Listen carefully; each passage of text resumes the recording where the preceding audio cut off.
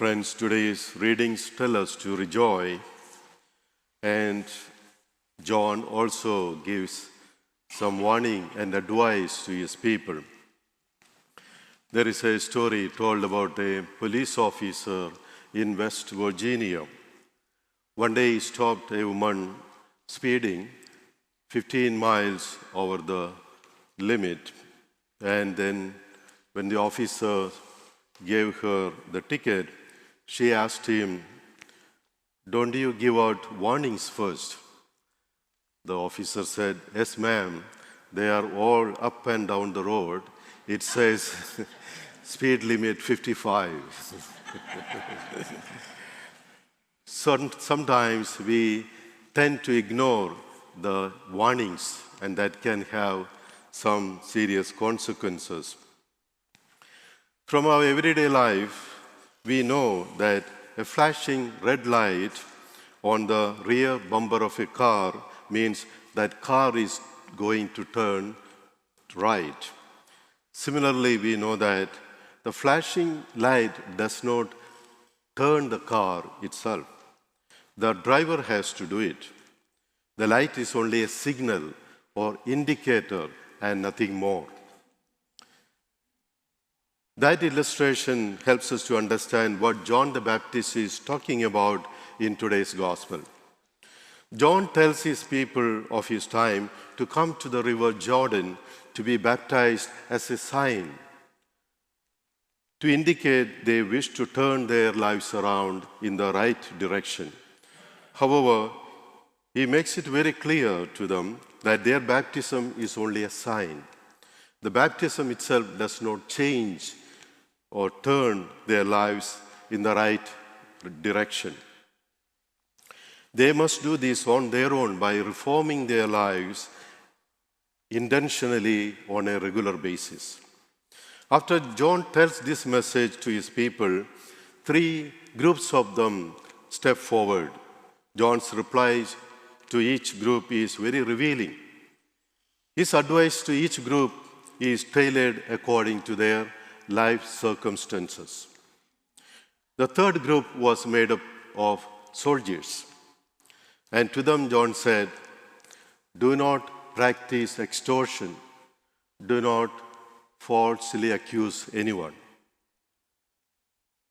He was telling them to do their ordinary job or duty with honesty and integrity. The 2nd group was made of tax collectors. And tax collectors generally disliked or hated by other Jewish people because they were supporting the Romans.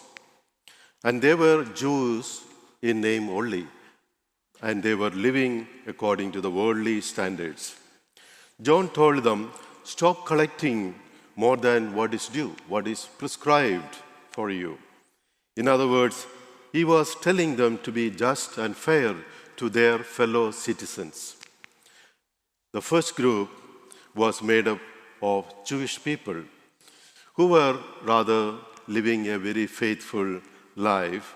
And to them he said, "Whoever has 2 coats must share one with those who have none, and share the food likewise." In other words, he was telling them to treat others as their own brothers and sisters, not as strangers or foreigners. Now, how does all this apply to us, our life today? What should we do during this Advent to prepare for the Lord's coming? It depends on what group we belong to.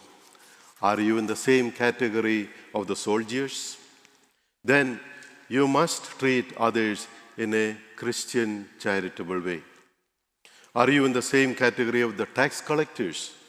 Then you must do your duty or job justly and become what God has called you to be. Are you in the same category of the good Jewish people? Then you must begin to share with those who are in need.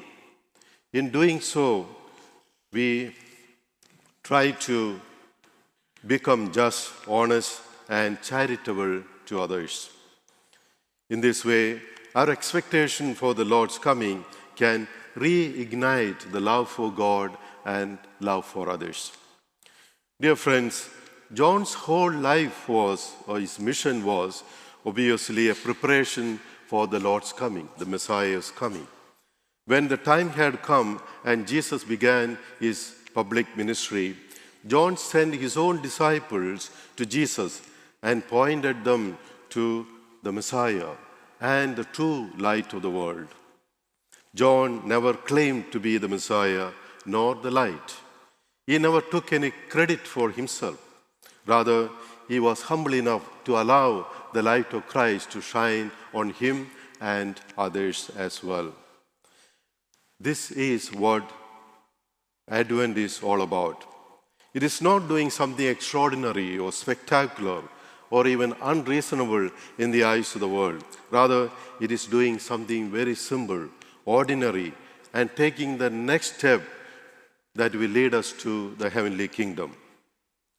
Mother Teresa once told some of the missionaries this advice: our Christian discipleship does not mean doing things in faraway places. Rather, it is about doing our current job with justice, integrity, and compassionate concern for others. It is not merely signaling that you intend to turn your lives around in the right direction, but it is taking the next step and doing it in our everyday life situation. And so, to help us just do that, let us use this simple prayer from St. Ignatius of Loyola during this season. It says, Lord, give me the serenity to accept the things I cannot change, courage to change the things I can, and wisdom to know the difference. Amen.